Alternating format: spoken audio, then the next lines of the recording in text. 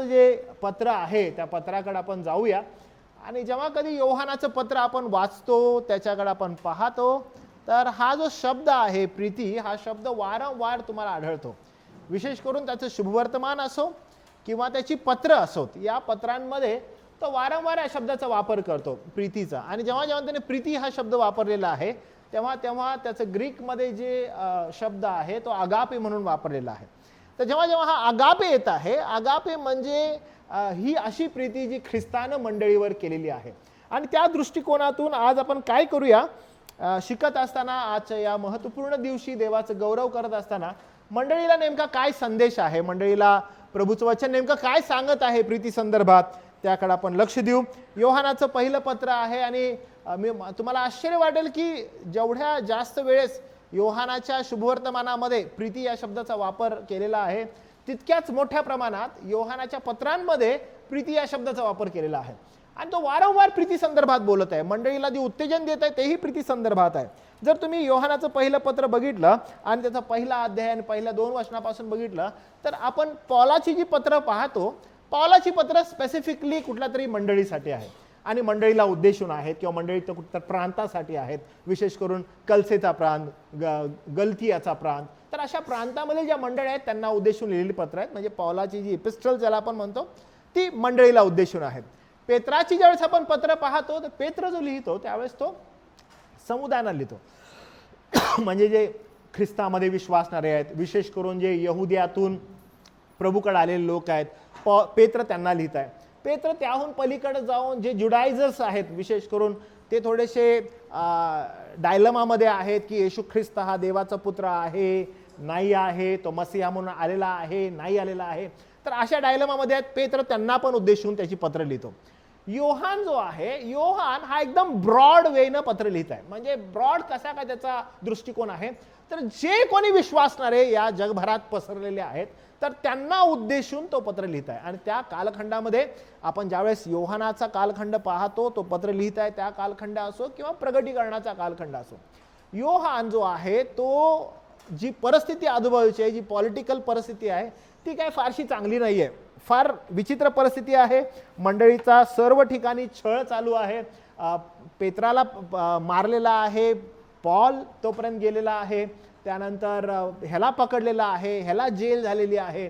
अशा अनेक गोष्टी घडत आहेत. ह्याच्या अगोदर मग जो निरो येत आहे, निरोनं खूप लोकांना, ख्रिस्ती लोकांना मारलेलं आहे, ख्रिस्ती लोक दुभगलेले आहेत, सर्व ठिकाणी जगभरात पसरलेले आहेत.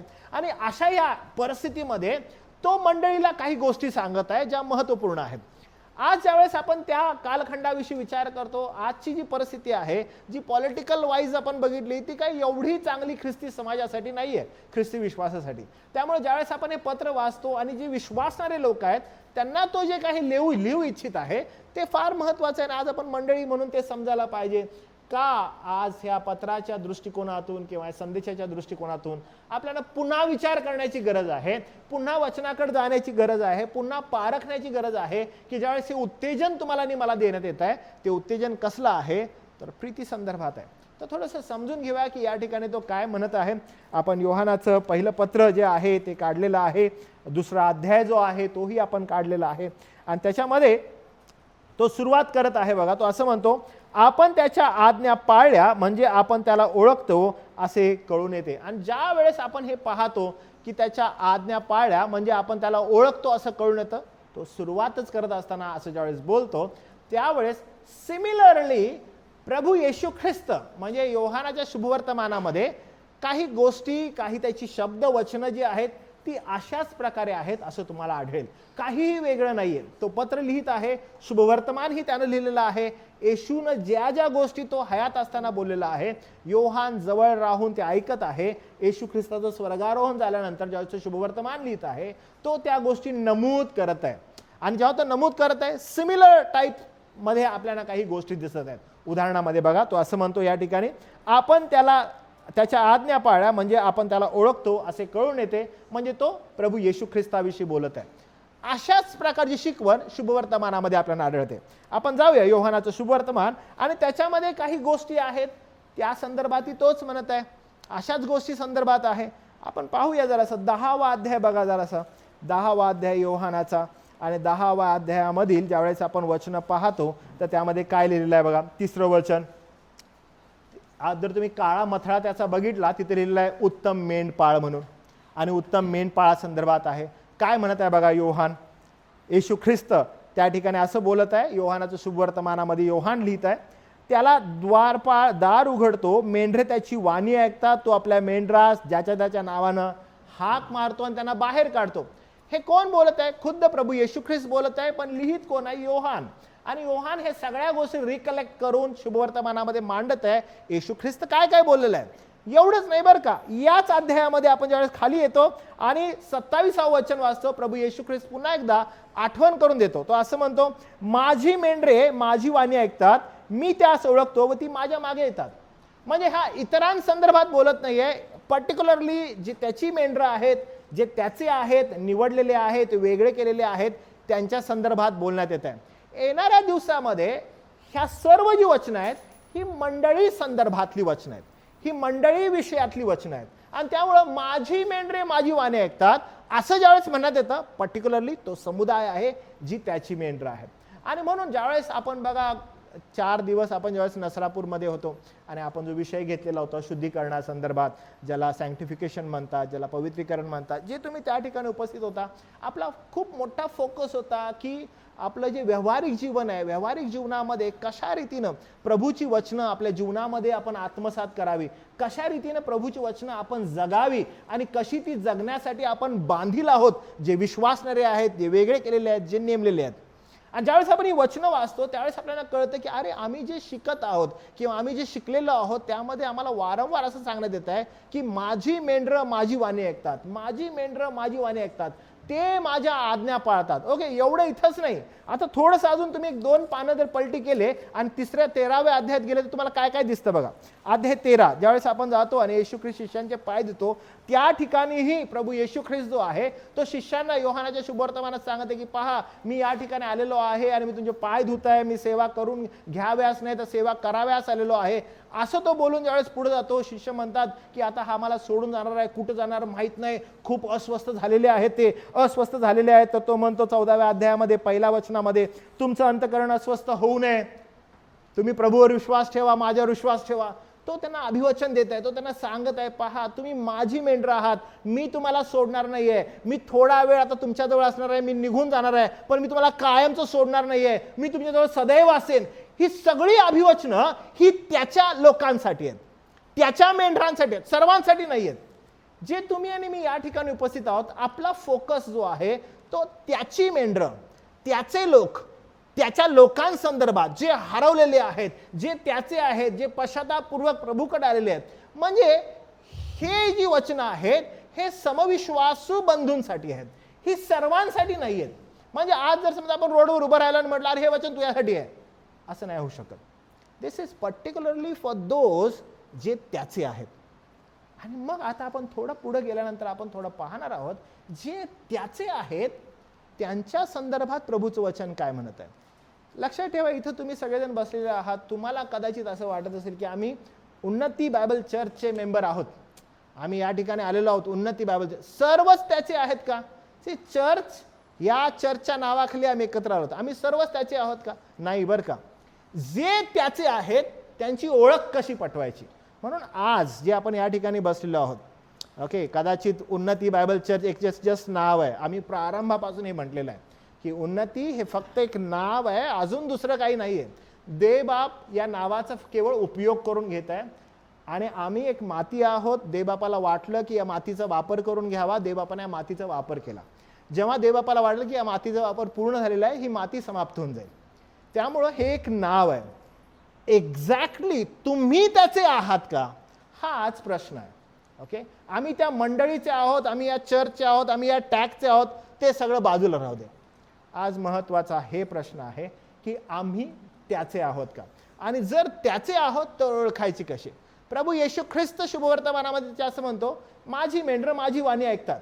इतकंच नाही तो बोलत, तर जेव्हा आपण पुढे गेलो आपल्याला कळालं की बघा तुमचं अंतःकरण अस्वस्थ होऊ नये, तुम्ही प्रभूवर विश्वास ठेवा, माझ्यावर विश्वास ठेवा. तो म्हणतो लक्षात ठेवा मी तुमच्यासाठी जागा तयार करायला जाणार आहे. हे सगळं तो कुणाला बोलत आहे? पर्टिक्युलरली त्याच्या लोकांना, जे त्याचे आहेत ते, सर्वच नाहीत. आता बघूया आपण तो काय काय म्हणत आहे. ओके, अजून एक पान जर तुम्ही पलटी केलं तर तुम्हाला काय दिसतं बघा, 15वा अध्याय. ओके, ज्यावेळेस आपण 15व्या अध्यायात जातो, त्या 15व्या अध्याय संपूर्णपणे द्राक्षवेल आणि फाट्यांसंदर्भात आहे. ओके, परत आपण तिथं पाहतो, अरे द्राक्षवेल आणि फाटेत, आणि या संदर्भात नेमकं काय, तर हे सर्व कुणासंदर्भात आहे. आपण जर पर्टिक्युलरली जाऊ लागलो, प्रभू येशू ख्रिस्त काही गोष्टी एक्सप्लेन करतो. मग आपण योहानाच्या पत्रात पुन्हा जाऊया बरं का. तो काय काय म्हणत आहे जरा असं बघा. तो म्हणतो, मी खरा द्राक्षवला आहे, माझा बाप माळी आहे, माझ्यातील फळ देणारा प्रत्येक फाटा तो काढून टाकतो. म्हणजे आता या ठिकाणी जो इम्पॉर्टन्स जात आहे तो आपल्याला समजत आहे की फळाला जात आहे. तो म्हणतो, माझ्यातील फळ न देणारा फाटा तो काढून टाकत आहे. मी पुन्हा सांगत आहे बरं का, नाव, ओके, कुठलं तर नाव आहे, त्या नावाखाली एक चर्च आहे, आम्ही XYZ चर्चचे लोक, आम्ही या ऑर्गनायझेशनचे लोक, असं सध्या खूप मोठ्या प्रमाणात आहे, आपण सगळ्या ठिकाणी पाहतो. पण एक्झॅक्टली जे त्याचे आहे, तो म्हणतो की पहा, मी माळी आहे, मी द्राक्षवेल आहे आणि माझा बाप माळी आहे, असं तो म्हणतो. आणि मग असं म्हटल्यानंतर तो खाली येतो. आज आपण चेक करायचं की मी त्याच्यातला आहे का, कारण फळ न देणारा फाटा तो काढून टाकतो, तो साफसूफ करतो. तर हे फार इम्पॉर्टंट आहे. आपण समजा द्राक्षवेलाच्या मध्ये आहोत आणि आपण वाढत आहोत, जे त्याचे नाही आहे त्यांना तो रिमूव्ह करत आहे, आणि मग एक सुंदरसा वेल जो आहे ना तो बनत आहे. आपण चेक करूया की काय होत आहे बघा. माझ्यातील फळ न देणारा फाटा तो काढून टाकतो, आणि फळ देणाऱ्या फाट्याला अधिक फळ यावे म्हणून तो त्या प्रत्येकाला साफसूफ करतो. म्हणजे लक्षात घ्या, हे फार महत्वाचं आहे की डहाळीना ही डहाळी फळ देणारे आहे का, तीच फक्त त्या द्राक्षवेलात राहील, अदरवाईज ती काढून टाकण्यात येईल, ती साफसूफ होईल. महत्वाचं काय, द्राक्षवेल वाढला पाहिजे. आपण सर्वजण त्या द्राक्षवेलाचे भाग आहोत. प्रत्येक जण फळ देण्यासाठी बांधिलाय. कोण फळ देण्यासाठी बांधिलाय, जो त्या द्राक्षवेला संगती जडलेला आहे. आपण पुढे गेल्यावर काय दिसतं बघा, जे वचन मी तुम्हाला सांगितले त्यामुळे तुम्ही आता शुद्ध झालाच आहात. तुम्ही मजमध्ये राहा, मी तुम्हामध्ये राहतो. जसे फाटा वेलात राहिल्यापासून त्याच्याने आपण फळ देवत नाही, तसे मजमध्ये राहिल्यापासून तुम्हालाही देता येणार नाही. म्हणजे पुन्हा आपल्याला दिसतं की फळ देणं महत्वाचं आहे. तुम्ही जर मजमध्ये राहिला नाही, तुम्ही फळ देऊ नाही शकणार. हो प्रभू, आम्हाला समजत नाही फळ कसं द्यावं. हो प्रभू, आम्हाला कळत नाही की कशा रीतीनं आम्ही आमच्या जीवनामधून फळ दिसावं. आपण थोड्या वेळात जाणार आहे बरं का, फळ म्हणजे नेमकं काय असतं.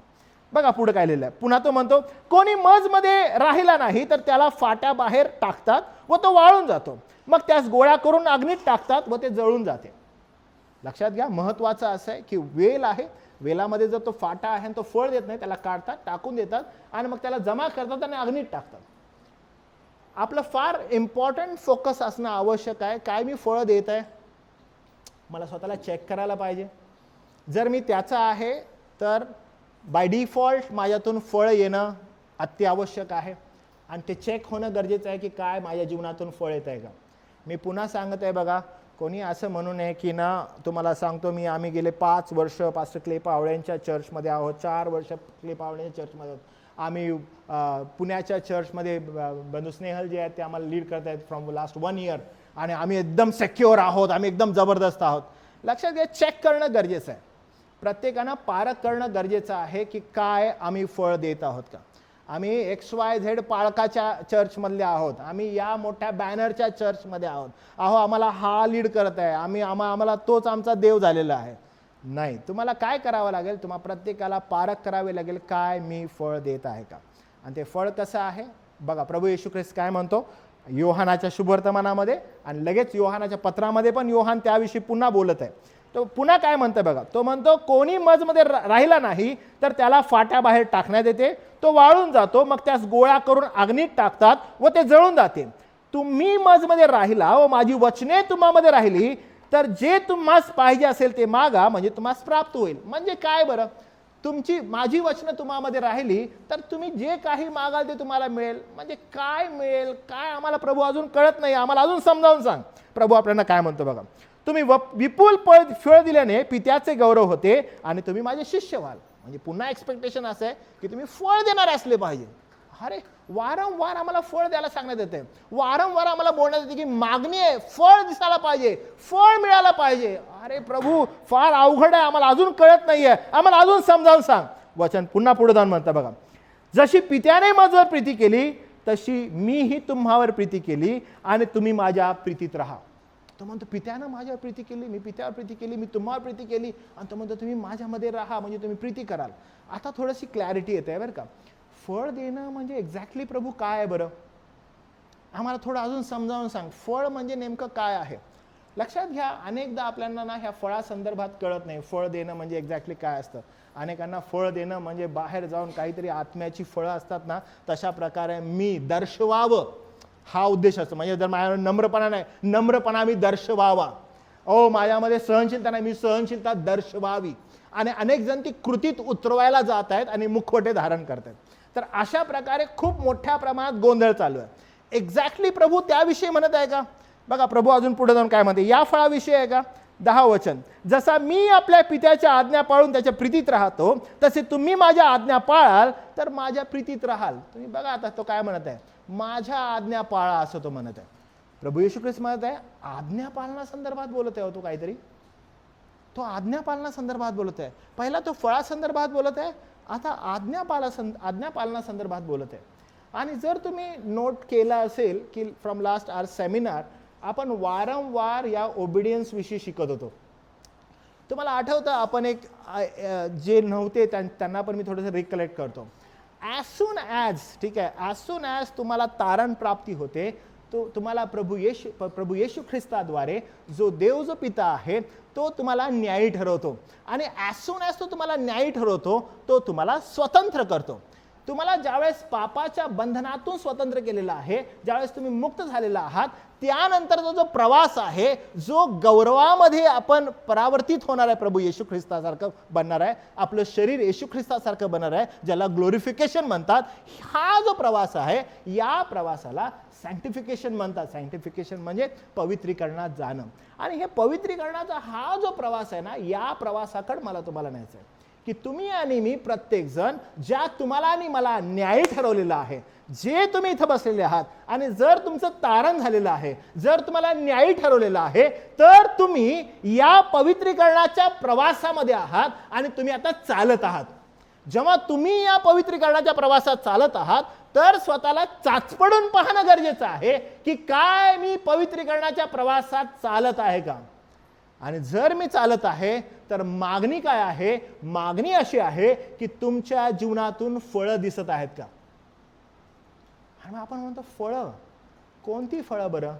मग आपण पाहिलेलं आहे बघा, आत्म्याची फळं आम्हाला ठाऊक आहेत. गलती करासपत्र 5वा अध्याय 22 आणि 23 मध्ये आहेत. ती फळं आम्हाला माहित आहेत. पण प्रभू येशू ख्रिस्त नेमकं कोणत्या फळांसंदर्भात बोलत आहे. प्रभू येशू ख्रिस्त म्हणत आहे की माझ्या आज्ञा पाळा. अरे बापरे, म्हणजे हा जो प्रवास आहे, या प्रवासामध्ये आता आज्ञा पाळायच्या आहेत. अरे प्रभू, तू आमचं तारण केलंस, तू आम्हाला मुक्त केलंस, तू आम्हाला स्वतंत्र केलेलं आहेस. ज्यावेळेस तू न्याय ठरवतोस, तू आम्हाला स्वतंत्र करतोस, त्या स्वतंत्रतेमध्ये आम्ही चालू लागतो, आणि आता तू म्हणतेस की आम्हाला आज्ञा पाळाव्या लागतील.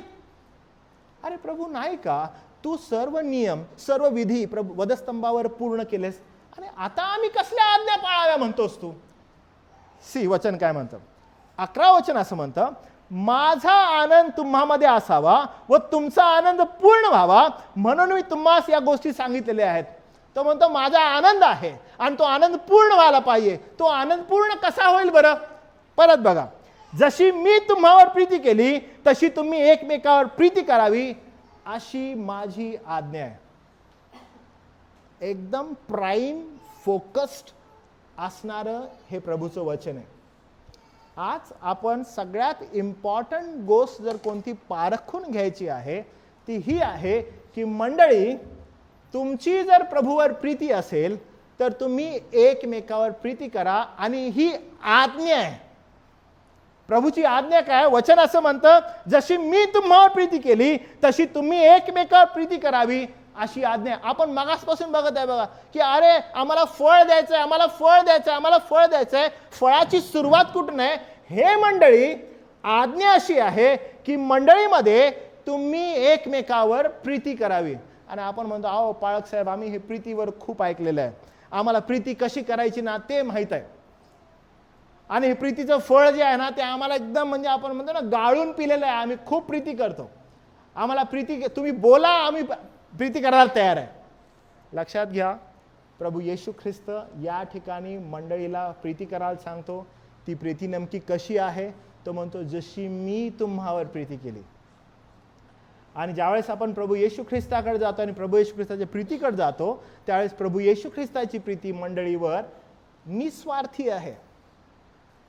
आणि इथं बसलेले तुम्ही सर्वजण, तुम्हाकडून ती अपेक्षा आहे आणि मागणी अशी आहे की तुम्ही एकमेकावर प्रीती करावी. आम्ही कोणत्या मंडळीचे आहोत, आम्ही कोणत्या पाळकाच्या अंडर आमचं जे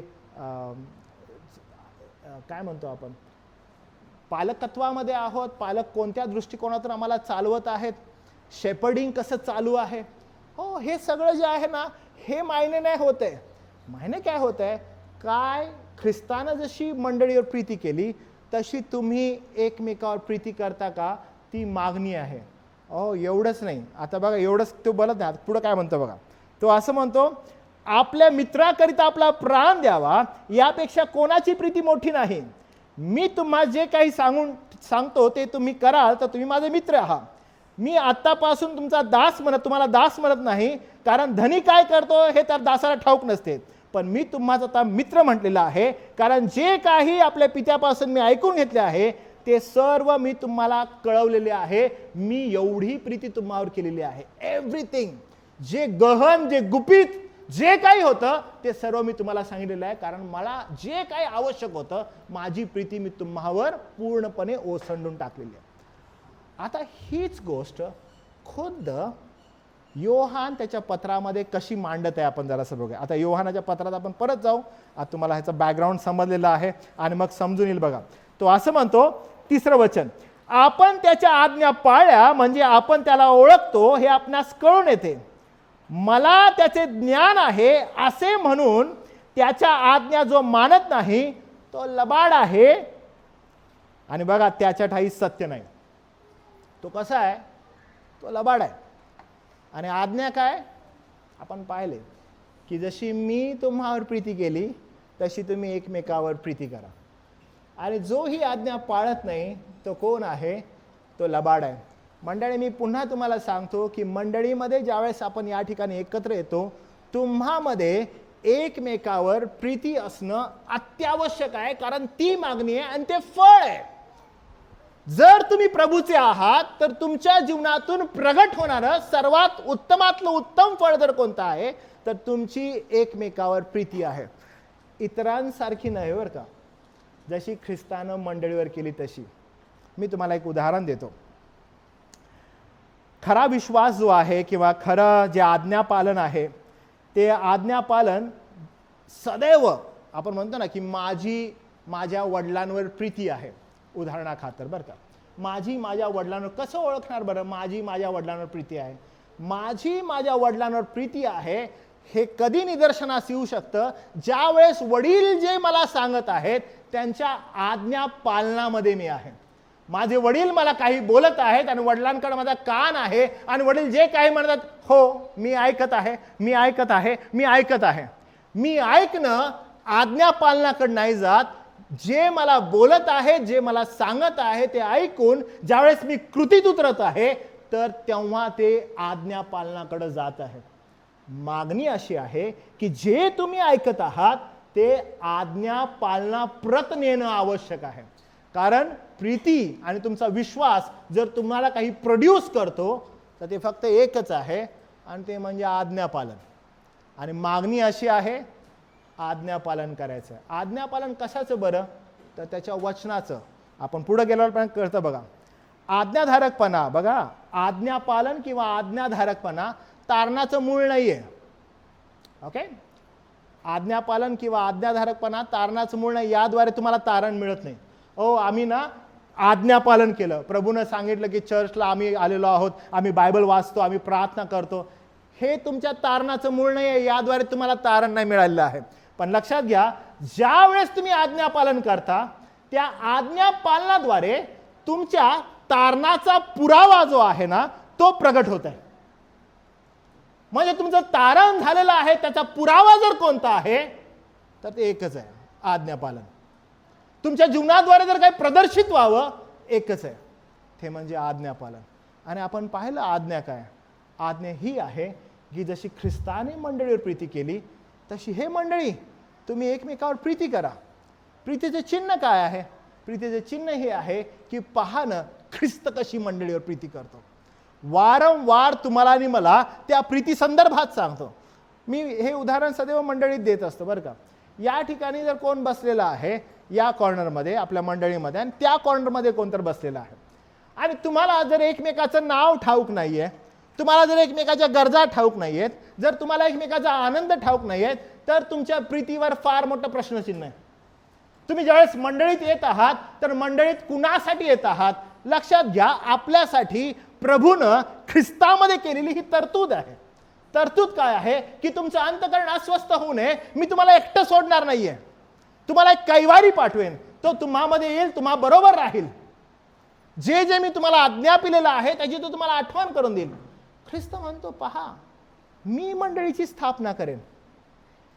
ख्रिस्त म्हटलेल्या खडकावर या मंडळीची स्थापना करेन. तिच्या पुढे अधोलोकाच्या द्वाराचं काही चालणार नाही. अहो ही मंडळी आहे, ही तरतूद आहे जी प्रभूने आपल्यासाठी केलेली आहे. प्रभू म्हटला पहा पूर्णत्वाचं आगमन होईल, तो पवित्र आत्मा येईल, तो स्वतःच्या मनचं सांगणार नाही. हे किती अद्भुत आहे बघा, हे किती सुंदर सिंक्रोनायझेशन आहे की पवित्र आत्मा त्याच्या लोकांना आठवण करून देतो की ख्रिस्तानं काय सांगितलेलं आहे आणि ते आठवतात हो आणि ते लिखित स्वरूपात लिहितात. पवित्र आत्मा उत्तेजन देतो की जे जे त्याच्याविषयी लिहिलेलं आहे त्याची आठवण करावी आणि मंडळीला शिकवावं. विश्वासणाऱ्यांचा समूह मंडळीत यावा आणि त्याच्यावर त्यांनी मनन करावं. का? अस्वस्थ होऊ नये, या जगात भरकटू नये. उत्तेजन आहे आपल्याला की आपण तिकडं आकर्षित व्हावं जिथं वचन सांगत आहे, जे आज्ञापालन करायला आपल्याला प्रवृत्त करत आहे आणि तिथं आपण आकर्षित व्हावं. ज्या वेळेस तुम्ही या जगापासून विभक्त वेगळे झालेले आहात, प्रभूनं तुम्हाला निवडलेलं आहे आणि तुम्हाला असं एकत्रित केलेलं आहे एकाच गोष्टीसाठी, ते म्हणजे एकत्रित राहून प्रभूच्या वचनाचं आज्ञापालन करावं. आणि त्या आज्ञापालनाचं जर कोणतं श्रेष्ठत्व आहे, श्रेष्ठत्व असं आहे की जशी ख्रिस्तानं मंडळीवर प्रीती केली तशी तुम्ही एकमेकावर प्रीती करा. आपण येऊया बरं का त्या प्रीतीकडं.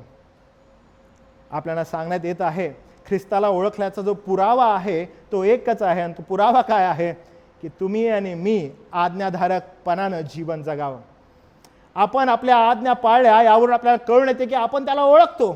त्याला ओळखणे म्हणजे केवळ देवाबद्दल माहिती नसून त्याच्याशी असलेला जिवंत संबंध आहे. केवळ माहिती नाही बरं का, आम्हाला देव ठाऊक आहे, आम्हाला देवाविषयी ज्ञान आहे, अहो देवाच्या गुणधर्मांविषयी पण आम्हाला माहीत आहे, नाही. त्याच्याविषयी माहिती असणं याचा अर्थ त्याच्याबरोबर असलेले जिवंत संबंध प्रस्थापित करणं. त्याच्या संगती असलेल्या नात्याचा पुरावा एकच आहे आणि त्याच्या नात्याचा पुरावा कोणता आहे माहिती आहे का? आज्ञापालन. एकमेव पुरावा आहे आणि पुरावा कोणता आहे? आज्ञापालन.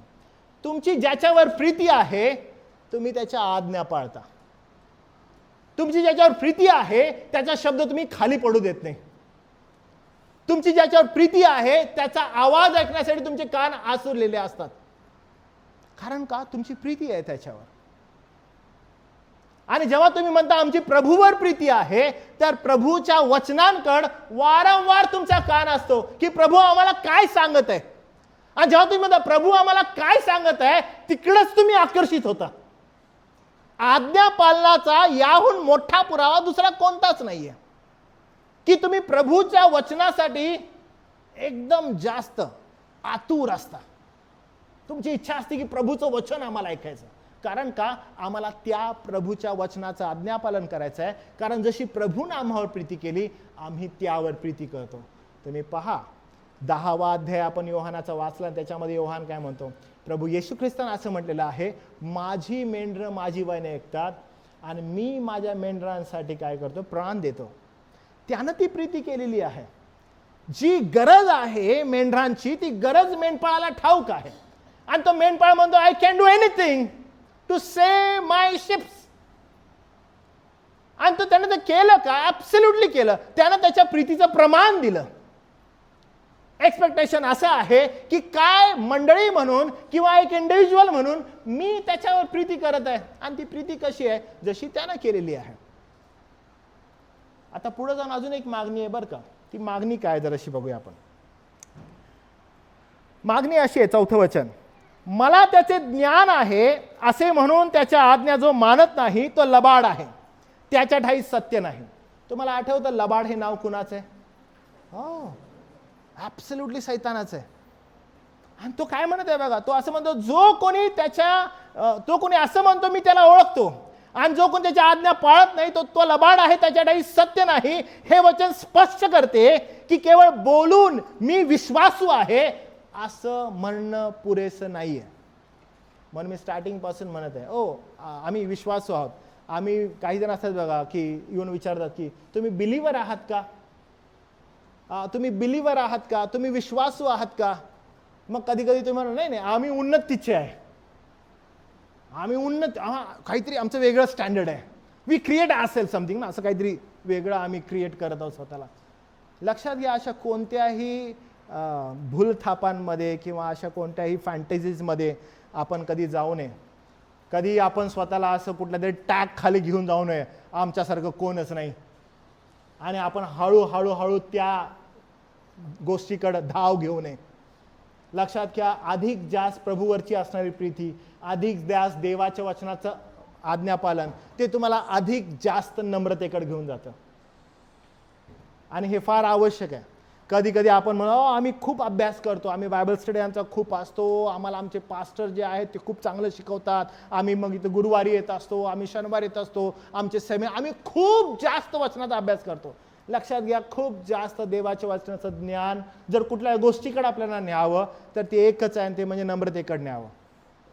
त्याच्याशिवाय दुसरीकडे कुठंच नाही न्यावं. आपण जे तुम्हाला आणि मला मिळत आहे त्यानं अधिक फुगून नाही जावं. कारण पहा, केवळ हे बोलून चालणार नाही बरं का.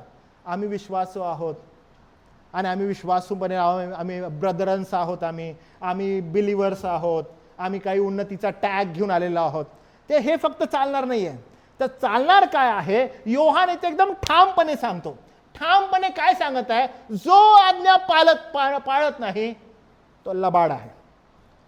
म्हणजे ज्याच्याजवळ आज्ञा पालन नाहीये तो लबाड आहे. जो या पवित्रीकरणाच्या प्रवासामध्ये चालत नाहीये, जो या पवित्रीकरणाच्या प्रवासामध्ये आपल्या देहाबरोबर युद्ध करत नाहीये तो लबाड आहे. लक्षात घ्या, त्याने फक्त मुखवटा धारण केलेला आहे आणि तो सांगत आहे की पहा मी आज्ञा पालन करत आहे, तो बोलत आहे पहा मी वचन वाचत आहे, पण तो लबाड आहे. त्याच्यामध्ये आज्ञापालन दिसत नाही, त्याच्यामध्ये युद्ध दिसत नाहीये, त्याच्यामध्ये पूर्णपणे सरेंडर दिसत आहे. या जगाच्या प्रवाहाबरोबर स्वतःला पूर्णपणे झोकून दिलेला दिसत आहे, तो लबाड आहे. आणि शास्त्र याविषयी आपल्याला क्लिअर सांगत आहे.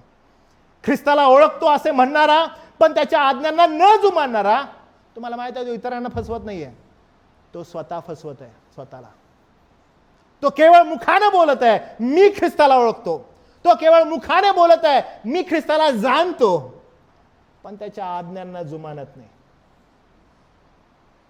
तुम्ही तुमच्यातील काही जण या ठिकाणी बसलेले आहेत, तुम्ही पण यापासून काही वेगळे नाही आहात.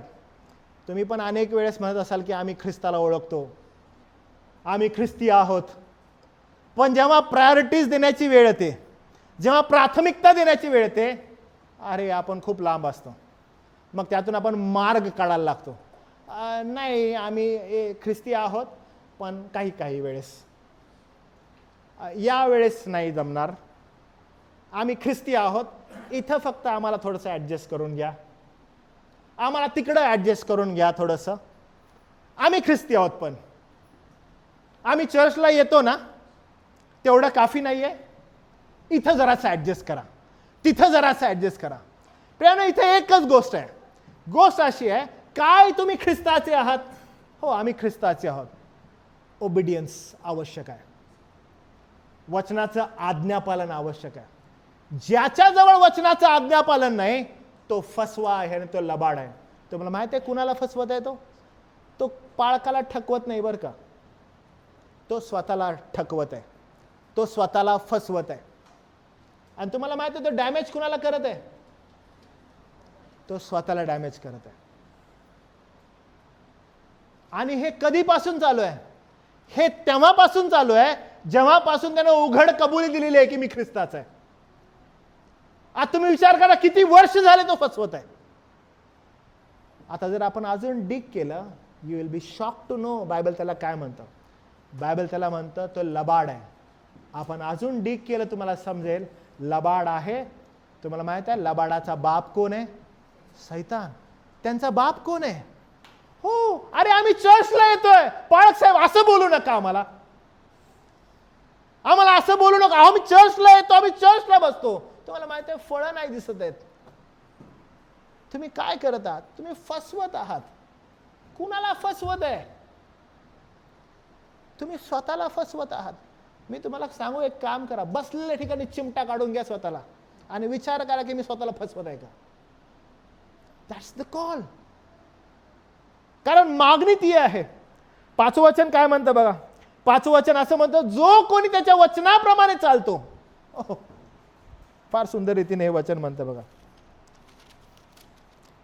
जो कोणी त्याचे वचन पाळतो त्याच्यामध्ये देवाची प्रीती खरोखर पूर्ण झाली आहे. यावरून आपल्याला कळून येते की आपण त्याच्या ठायी आहोत. जो कोणी त्याच्या वचनाप्रमाणे चालतो त्याच्याप्रमाणे देवाची प्रीती खरोखर पूर्णत्वास आली आहे. खऱ्या विश्वासणाऱ्याच्या अंतःकरणात देवाची प्रीती आज्ञाधारकतेने प्रगट होते. जो कोणी खरा विश्वासणारा आहे त्याच्या अंतःकरणात देवाची प्रीती आज्ञाधारकतेमध्ये प्रगट होत असते. ते फार इम्पॉर्टंट आहे. मी तुम्हाला एक सांगतो बघा. सकाळीच आज मी उठल्या उठल्या कॉफी बनवत होतो आणि कॉफी बनवत असताना ती कॉफीचा बॉइलिंग करायला मी हे ठेवला आणि पाणी ठेवलं आणि पाणी ठेवल्यावर ते एक पाऊच होता कॉफीचा आणि ती उबळत होती, गरम पाणी उबळत होता. त्या उकळत असताना मी गेलो आणि त्या कॉफीचा जो पाऊच आहे तो पाऊच मी त्याच्यामध्ये टाकला आणि पाऊच टाकल्यावर त्याच्यामध्ये त्या कॉफीच्या पाऊचमध्ये ना बबल्स तयार झालेले होते आणि मी स्पून घेतला आणि स्पूननं ते पाऊच आहे ना तर बुडवा लागलो. ते बुडत नव्हतं, ते ना उफळून बाहेर येत होतं. मी कितीही फोर्स केला तरी ते आत जात होतं, ते बाहेर येत होतं.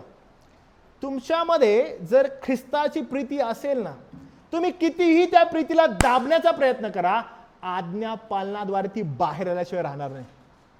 तुम्ही कितीही त्याला दाबा, तुम्ही नाही माझ्याकडून नाही करायचं, मला अमुक नाही करायचं, मला तमुक नाही करायचं, अरे नाही, इट विल कम आउट. ती बाहेरच येणार कारण ती तुम्हामध्ये आहे.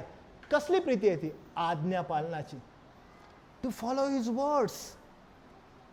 कारण का ज्याची माझ्यावर प्रीती आहे तो माझ्या आज्ञा पाळतो. प्रभू म्हणतो त्याच्या आज्ञेपासून तो दूर नाही जात, तो तिकडे आकर्षित होतो. तुम्ही प्रभूच्या वचनाचं आज्ञापालन करण्यापासून किती दूर पळणार आहात? This one tag will not save you. कोणता टॅग आहे? की मी चर्चला जातो, हे तुम्हाला वाचवणार नाहीये. तुम्हाला आपण पाहिलं की द्राक्षवेल आहे, फळ न देणाऱ्या फाट्याला काढून टाकण्यात येतं आणि टाकून देण्यात येतं. तुमचं चिन्ह काय? की मी फळ देतो. हो, मी फळ देतो. फळ कोणतं आहे? आज्ञा पालनाचं आहे. पण ते आज्ञा पालन जर तुमच्या जीवनातून दिसत नाही, तुम्ही फळ न देणारा फाटा आहे. तुम्हाला काढून टाकण्यात येईल आणि काढून तुम्ही काय कराल? जाळण्यासाठी उपयोगात येईल. या पवित्रीकरणाच्या जर्नीमध्ये काय मी निवडलेलं आहे, काय मी नेमलेलं आहे, काय मी वेगळं आहे, हो मी आहे. मग माझ्या जीवनात फळ दिसत आहे का? पाळक साहेब, फळ कुठलं आहे? आज्ञा पालनाचं. आणि आज्ञा पालनाच्या फळाकडे गेल्यावर मला समजतं की अहो प्रीतीचं. कुणावर प्रीती? जशी त्यानं तुमच्यावर केली. आणि तुम्ही, हो प्रभू आम्ही तुझ्यावर प्रीती करतो. प्रीती करतो, हो माझ्या आज्ञा पाळ. प्रभू त्यात एवढ्या जमत नाहीत, अवघड चाललंय मला, थोडंसं ऍडजस्ट करूया आपण. प्रभू बघ मी तुला स्वीकारलेलं आहे त्यावेळेस, त्या ठिकाणी, त्या दिवशी. आता बाकीचं माझं जीवन आहे आणि ह्याच्यामध्ये मला पाहिजे तसं मी जगू दे. अशक्य आहे. का बरं? अहो कारण जर प्रभूची तुमच्यामध्ये प्रीती आहे, तुम्ही कितीही दाबण्याचा प्रयत्न करा, आज्ञा पालनाद्वारे ती बाहेर आल्याशिवाय राहणार नाही. ती चेक करेल, ती धावेल, ती पळेल. का? माझी प्रभूवर प्रीती आहे. मी काय करू? प्रभूच्या आज्ञा पाळण्यास मी काय करू? मी कोणत्या गोष्टी बाजूला ठेवू आणि कोणत्या गोष्टी घट्ट पकडू? मी कसं जगाचा द्वेष करू आणि ख्रिस्तावर प्रीती करू? I run behind. मी धावेन, मी धावेन, मी धावेन. तुम्हाला माहित आहे हे तुम्हाला काय कॉस्ट करू शकतं? प्रभूच्या आज्ञा पालनाला तुमचा प्राण, पण तरीही मागं हटू नका. आणि प्रियानो, इथं बसून खरंच नंदी बैलासारखी मान हलवू नका. बरोबर आहे. का माहित आहे? कारण ते लिटरल आहे, ती मागणी आहे. आपल्याला ती मागणी आहे, आणि जर ते आपण करत नाही, आपली दुर्दशा आहे.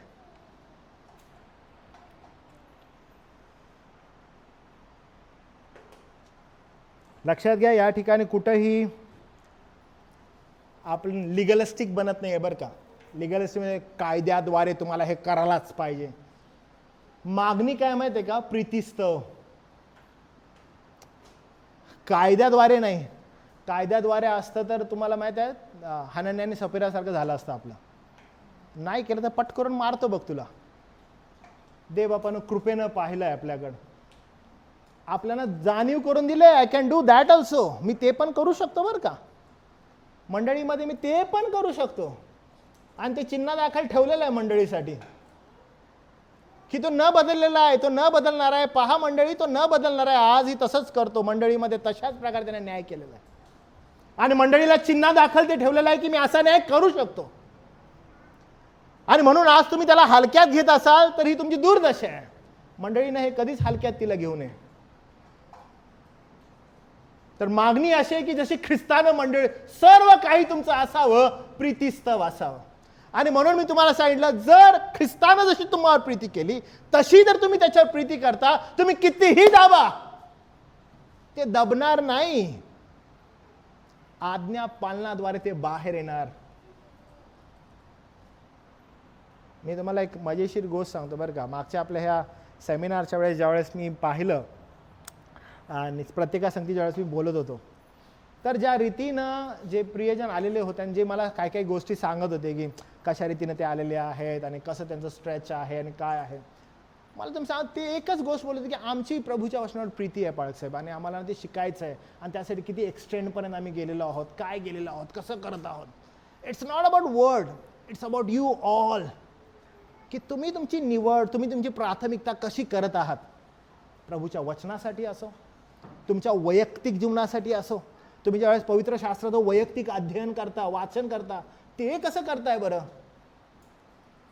त्याला किती महत्व देताय. मंडळी ख्रिस्तानं केलेली जी आपल्यासाठी तरतूद आहे, त्या तरतुदीला तुम्ही कसं घेताय बरं.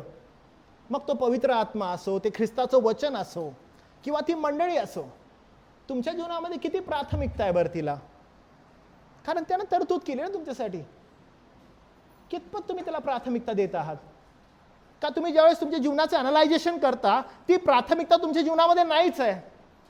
आपण म्हणतात की नाही, एक थोड्या वेळेसाठी फक्त ॲज अ टॅग म्हणून मला तो आहे.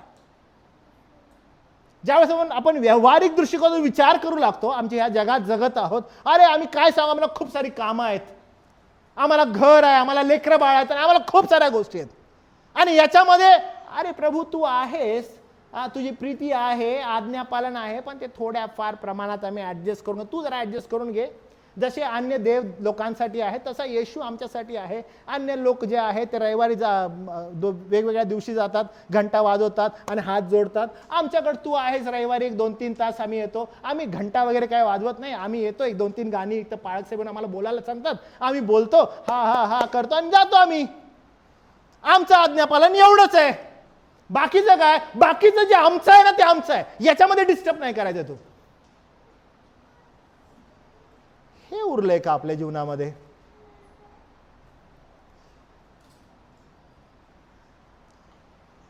अनेकांना असं वाटतं की कदाचित प्रभू ना आमच्याकडं केवळ आमचा दशांश मागतो, 10%. काही लोक बोलतात पैसे मागतो. दशांश संदर्भात शास्त्र बोलतच नाही, पण काही लोकांना असं वाटतं की चला 10% आम्ही दिले तर आम्ही मोकळे. काही लोकांना असं वाटतं की सकाळचा जर मी 1 तास किंवा 1 तास नाही, सॉरी जास्त झालं ते, 10 मिनिटं जर मी बायबल वाचलं तर तेवढं पुरं. थोडीफार प्रार्थना केली की तेवढं पुरं देवबाप सेटल होतो लगेच, मग माझं बरं झालं असं वाटतं मला. म्हणजे व्यावहारिक दृष्टिकोनातून ज्यावेळेस मी विचार करायला, मी देवाला किंवा देवाच्या गोष्टींना काही वेळेसाठी असं ठेवलेलं आहे, आणि मला असं वाटतं की तेवढं पूरक आहे. पण प्रियानो, ज्यावेळेस आपण प्रभूकडे पाहतो, ख्रिस्त म्हणतो मी प्राण दिलंय, माझ्या मेंढरांसाठी. त्यानं संपूर्ण समर्पण केलेलं आहे. आणि तो म्हणत आहे की तुम्ही माझ्यावर तशीच प्रीती करा. आणि प्रीती जर काही मागत आहे तर ती एकच गोष्ट आहे, ते म्हणजे आज्ञापालन. मी तुम्हाला आज खूप गंभीर धोक्याची सूचना देत आहे बरं का. चुकूनही या फ्लोमध्ये राहू नका की आम्ही उन्नती बायबल चर्च चिंचवडचे, उन्नती बायबल चर्च चेंबूरचे लोक आहोत आणि आम्ही शास्त्र अध्ययनामध्ये वाढत आहोत आणि आम्हाला खूप चांगलं. या फ्लोमध्ये अजिबात राहू नका. मी तुम्हाला सांगतो, हे आपल्याला वाचवणार नाहीये. आपल्याला हे वाचवणार आहे की द्राक्षवेला आहे आणि त्या द्राक्षवेलात मी फाटा आहे आणि माझा फाटा फळ देत आहे. आणि जर माझा फाटा फळ देत आहे, ते फळ नेमकं काय आहे? फळ आज्ञापालनाचं आहे. आज्ञापालनाचं फळ काय म्हणत आहे? प्रीती मागत आहे. प्रीती कशी मागत आहे? जशी ख्रिस्तानं मंडळीवर केली. आणि तो म्हणतो की पहा, तुम्ही एकमेकावर प्रीती करा, तुम्ही माझ्यावर प्रीती करा, माझ्या आज्ञा पूर्ण कराल. किती जबरदस्त आहे हे सगळं, किती सुंदर मागणी आहे ही. 14वा अध्याय 15व वचन असं म्हणतं, जर तुमची माझ्यावर प्रीती असेल तर तुम्ही माझ्या आज्ञा पाळा. सरळ स्पष्ट शब्दात प्रभू येशू ख्रिस्त म्हणत आहे, तुमची माझ्यावर प्रीती आहे? हो आहे. माझ्या आज्ञा पाळा.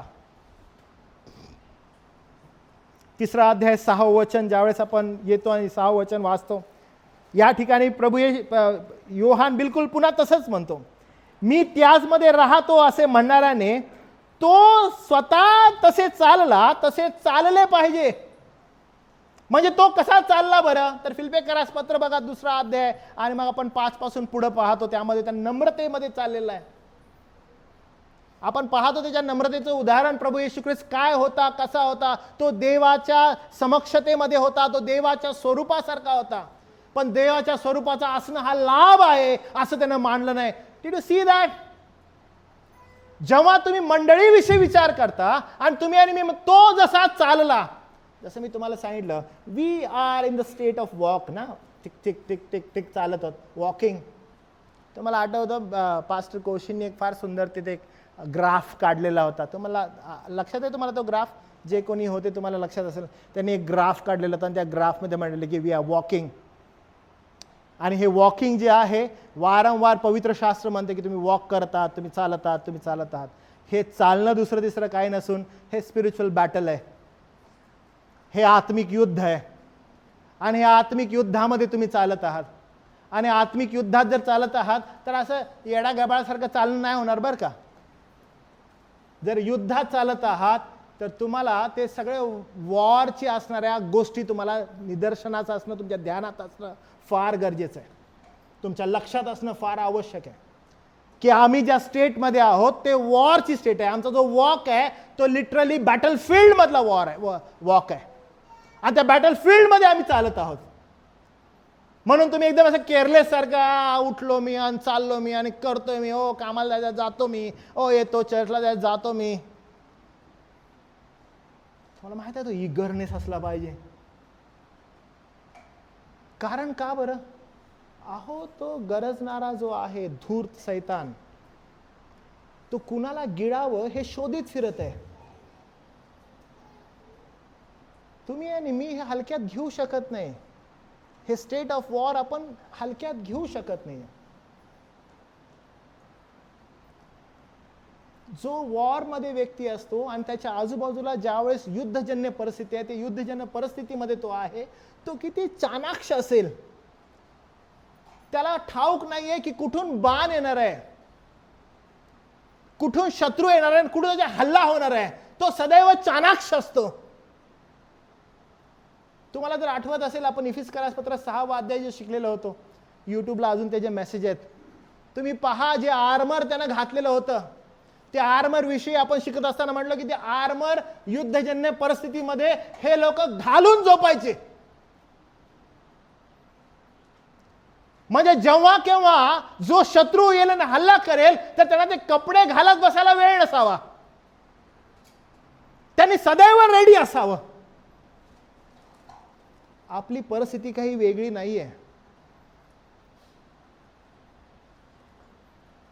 जे तुम्ही आणि मी तारण प्राप्त झालेले ख्रिस्ती व्यक्ती आहोत, आपली परिस्थिती तशीच आहे. आपल्यावर तो प्रत्येक क्षणाला हल्ला करण्याचा प्रयत्न करत आहे. आणि जर तुम्ही हलगर्जीपणानं राहिले, जर तुम्ही तयार नसाल, तर मी तुम्हाला डेफिनेटली सांगतो की तुम्ही त्या ठिकाणी तुमच्यावर हल्ला होईल आणि तुम्ही पडून जाल. या बॅटल फील्डमध्ये तुम्हाला एकदम जागृत राहायचं आहे. तुम्हाला फार फोकस्ड राहायचं आहे. कोण कुठून कसा हल्ला करत आहे त्याच्यावर प्रतिहल्ला करण्यासाठी, त्याची अडवणूक करण्यासाठी जी शस्त्र सामुग्री आहे ती तुमच्याजवळ असणं आवश्यक आहे. नसेल तर दुर्दशा आहे. नसेल तर दुर्दशा आहे. म्हणून मागणी एकदम क्लिअर आहे. जो त्याच्या रठाई राहतो, जो असं म्हणतो की मी त्याच्या रठाई राहतो, तो जसं चालला तसं चाललं पाहिजे. लक्षात घ्या, खुद्द प्रभू येशू ख्रिस्त जेव्हा ह्या पृथ्वीवर होता, जेव्हा तो चालत होता, त्याच्यावर संकटाचा प्रसंग आला, त्याच्यावर परीक्षेचा प्रसंग आला. अहो, तो परीक्षा घेणारा त्याच समोर आला. त्यानं चॅलेंजेस केले त्याला, आणि त्यानं ज्या रीतीने त्याला उत्तर दिले, ज्या रीतीने त्यानं प्रत्युत्तर दिले. अहो, स्वतः उपाशी असताना ज्यावेळेस प्रत्युत्तर दिलेली आहेत, ती प्रत्युत्तरं साधीसुधी नाहीत. अहो, वचनातून दिलेली आहेत, कारण तेवढा तो कणखर होता.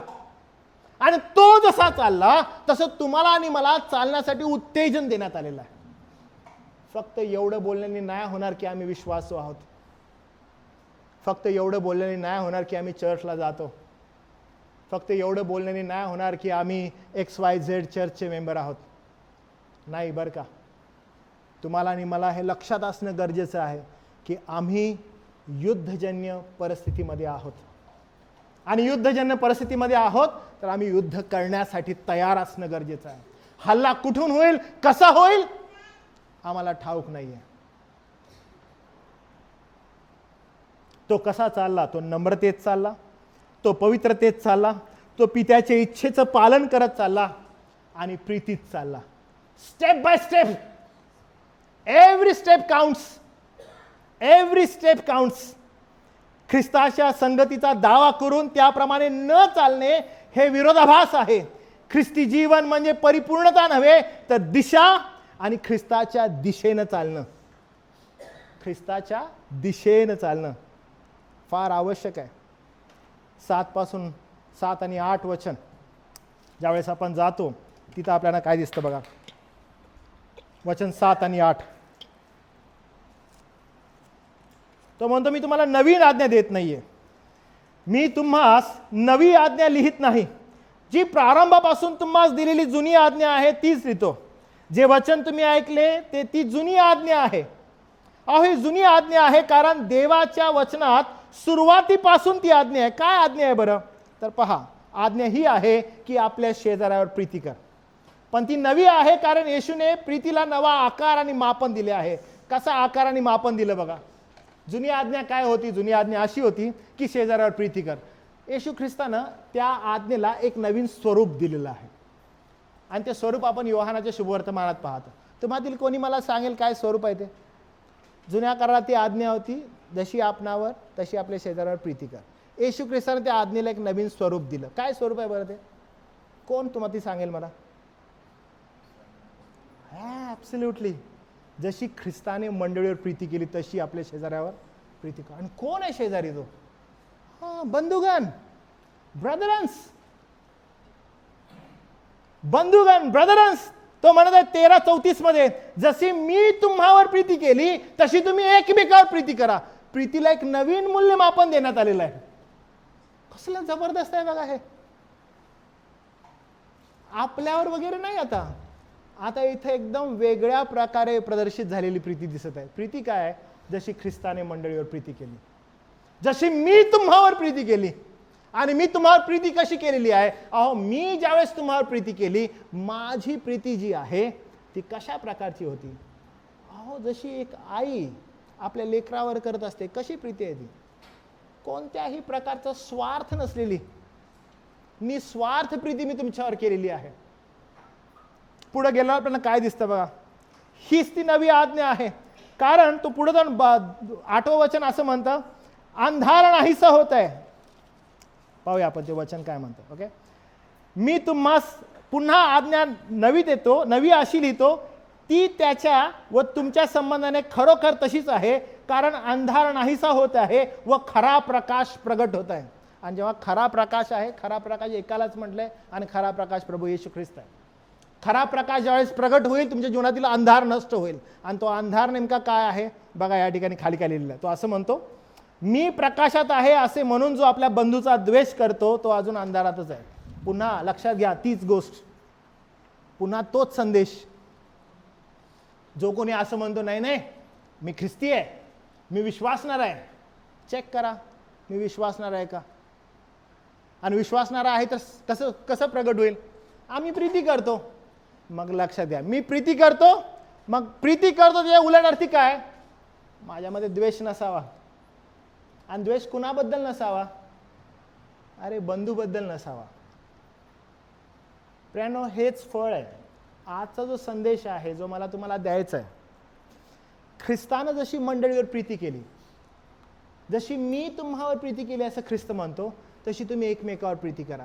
जो कोणी म्हणतो मी ख्रिस्तासारखी प्रीती करतो, त्याच्यामध्ये मुळीच अंधार नाहीये, त्याच्यामध्ये प्रकाश आहे, त्याच्यामध्ये ख्रिस्त आहे. आणि ज्याच्यामध्ये प्रकाश आहे त्याच्यामध्ये अंधाराचा वास नाहीये. ज्याच्यामध्ये अंधाराचा वास नाहीये तो आपल्या बंधूचा द्वेष करत नाही, तो त्याच्यावर प्रीती करतो. तुम्हाला माहित आहे द्वेष काय करतो. द्वेष हा अंतःकरणातून त्याच्या विचारामध्ये तयार झालेला असतो. द्वेषामध्ये तो काय करतो, योहान त्याच्या पत्रामध्ये पुढे जाऊन असं म्हणतो, जो आपल्या बंधूचा द्वेष करतो तो नरहिंसक आहे. He is a murderer. तुम्ही जर 10 आज्ञा नियमांमध्ये गेले, नियमांमध्ये खून करू नको हा एक नियम होता. प्रभू येशू ख्रिस्तानं नवीन करारामध्ये शुभवर्तमानामध्ये आपण पाहतो, खून करू नको या आज्ञेला एक नवीन स्वरूप दिलं. येशू ख्रिस्तानं ते पूर्ण केलं आणि तो म्हणाला, पहा खून करू नको. मी तुम्हाला सांगतो, जर तू आपल्या बंधूला आगीच उगाच अरे वेडगळा म्हणतोस, तर तू आपल्या मनामध्ये त्याचा खून केलेला आहेस. योहान त्याला अजून पूर्ण करतो आणि म्हणतो, जर तू आपल्या बंधूचा द्वेष करतोस तर तू नरहिंसक आहेस. आणि द्वेष जो आहे तो विचारांमध्ये आहे. पापाचा उगम जर कुठं आहे तर तो विचारांमध्ये आहे. प्रियांनो, मंडळीमध्ये ज्यावेळेस आपण येतो आणि मंडळीमध्ये बसतो, तुम्हाला जर चेक करायचं आहे की आम्ही त्याचे आहोत की नाही आहोत, कसं चेक होईल. 2च गोष्टींद्वारे. पहिली गोष्ट, मजमध्ये प्रीती आहे का. जर मजमध्ये प्रीती नाही तर माझ्यामध्ये दुसरं एकच गोष्ट आहे, ते म्हणजे द्वेष. तुम्ही चेक करा. इथं बसलेला कोणी असं नाही म्हणू शकत की नाही बरं का मी द्वेष नाही करत. जर तुमच्यामध्ये प्रीती नाही, तुमच्यामध्ये एकच गोष्ट आहे, तुमच्यामध्ये द्वेष आहे. जर तुमच्यामध्ये प्रकाश नाही, तुमच्यामध्ये एकच गोष्ट आहे, अंधार आहे. ह्याच्यामध्ये इन बिटवीन काही नसतं बरं का. प्रकाश आणि अंधार एवढीच गोष्ट आहे. त्यामुळे स्वतःला चेक करा. वचन काय म्हणतं बघा, द्वेषात चालणारा म्हणतो की मी प्रकाशात आहे, पण प्रत्यक्षात तो अंधारातच आहे. प्रीती म्हणजे ख्रिस्ताचा प्रकाश आपल्या आत झळकणे. जर कोण असं म्हणतो नाही मी प्रीती करतो, आणि प्रीती करतो म्हणाल्या याचा अर्थ हा होतो की ख्रिस्ताचा प्रकाश आतमध्ये झळकतो. तुमच्यामध्ये असणारा या ठिकाणी बसलेली व्यक्ती जर अशी म्हणत आहे, ओ मी ख्रिस्ताची आहे, ओ मी ख्रिस्ताचा आहे, तो ख्रिस्ताचा प्रकाश तुमच्या आत झळकणं आवश्यक आहे. तुमच्या जीवनामधून तो दिसणं आवश्यक आहे. आपण येशू ख्रिस्ताची शिकवण ऐकतो मत्तेय शुभवर्तमान 5व्या अध्यायामध्ये. तो असं म्हणतो बघा, दिवा लावून मापाखाली ठेवत नाहीत, दिवटणीवर ठेवतात, यासाठी की तो घरातल्या सर्वांना प्रकाश देतो. तुमचा प्रकाश लोकांपुढे असा पडावा की त्यांनी तुमची सत्कर्मे पाहून स्वर्गातील पित्याचा गौरव करावा. अहो, संडे स्कूल पासून आपण हे ऐकलंय. जर प्रकाश आहे तर तो चमकणार, तर तो दिसणार. पिंपरी चिंचवड भाग जो आहे किंवा चेंबूर भाग आहे किंवा अन्य ठिकाणी ज्या ठिकाणी तुम्ही आलेले आहात, त्या ठिकाणी तुमचा प्रकाश किती पडत आहे ना, हे मायने नाहीये बरं का. जर ख्रिस्ताचा प्रकाश तुमच्यामध्ये आहे, ख्रिस्ताचं सत्य जर तुमच्यामध्ये आहे, तर ज्याच्या समवेत तुम्ही राहत आहात त्याला तरी तो प्रकाश दिसत आहे का. जर तुमची पत्नी आहे, जर तुमचा पती आहे, त्याला तरी तुमचा प्रकाश दिसत आहे का. का तुम्ही फक्त इथून उर बडवताय आणि म्हणत आहे आम्ही ख्रिस्ताचे, आम्ही ख्रिस्ताचे, आम्ही ख्रिस्ताचे? काही उपयोग नाहीये. म्हणून मी प्रारंभापासून म्हणत आहे की हा टॅग तुम्हाला वाचवणार नाहीये की आम्ही ब्रदरन्स आहोत किंवा आम्ही बिलिव्हर्स आहोत किंवा अजून आम्ही चर्चला जातो. हे आपल्याला नाही वाचवणार आहे. वचन तुम्हाला आणि मला अतिशय क्लिअर सांगत आहे की जर द्राक्षवेल आहे आणि द्राक्षवेलामध्ये फाट्याला फळं नाही आहेत, तो फाटा काढून टाकण्यात येणार आहे. आणि तुम्हाला चेक करायचं आहे की काय मी तो फाटा आहे, काय माझ्याला फळं आहेत. जर फळं आहेत तर मी कसं ओळखेन? माझ्यातून प्रकाश दिसला पाहिजे. माझ्यातून प्रीतीची मागणी आहे. अरे प्रीती कुणावर? जशी ख्रिस्ताने केली तशी एकमेकावर असणारी प्रीती. अहो इथं बसल्यावर ना माझ्या बंधूचं नाव मला माहित नाही, बाजूला भाऊ तुझं नाव काय रे मी विचारतो. ज्या मंडळीत तुम्ही राहता, ज्या मंडळीत उठता, ज्या मंडळीत बसता, जर तुम्ही एकमेकाकडे पाहून नाकं मुरडता, तुमच्यामध्ये प्रॉब्लेम आहे. तुमच्यामध्ये बंधुप्रीती नाहीये. लक्षात घ्या, ती प्रीती मी बाहेर करायला तुम्हाला सांगत नाहीये. ती प्रीती मी तुम्हाला एकमेकावर करायला सांगत आहे. कारण ती मागणी आहे. ती मागणी आहे. जर तुम्ही असं म्हणत आहात की नाही आमच्यामध्ये ख्रिस्ताचा प्रकाश आहे, पण काय तो प्रकाश ज्यांच्या बरोबर तुम्ही राहत आहे त्यांना दिसत आहे? का दिसत नाहीये? कारण त्याची जाणीव तुम्हालाच नाहीये. तुम्ही लबाड आहात. तुम्ही मुखवटे धारण केलेले आहात. त्यामुळे ती दिसत नाहीये, त्यामुळे ते समजत नाहीये. तुम्हाला फार गंभीरतेने विचार करायचा आहे. आपल्या संगती काय होत आहे माहिती आहे का? आपण सदैव अशा गोष्टींमध्ये अडकलेलो आहोत की आपल्याला इन्स्टंट गोष्टी हव्यात. मी चर्चला आलो, माहिती हे व्हायला पाहिजे. मी चर्चला गेलो नाही, माहिती हे झालेलं आहे. आपण लगेच रिलेट करायला लागतो. तो ख्रिस्ती विश्वास नाही आहे बरं का. लक्षात घ्या, तुमच्यामध्ये प्रीती नाही आहे, प्रॉब्लेम आहे. द्वेष आहे. तुमच्यामध्ये प्रकाश नाही आहे, प्रॉब्लेम आहे. तुमच्यामध्ये अंधार आहे. जर तुमच्यामध्ये फळ नाही आहे, तुमचा फाटा काढून टाकण्यात येईल.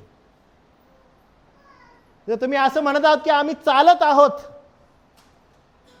पण लक्षात घ्या ते चालणं जर तुमचं युद्धजन्य परिस्थितीमध्ये नाही आहे, तुमचा प्रॉब्लेम आहे. प्रियांनो, आपल्याला चाचपडणूक करून घेणं फार आवश्यक आहे.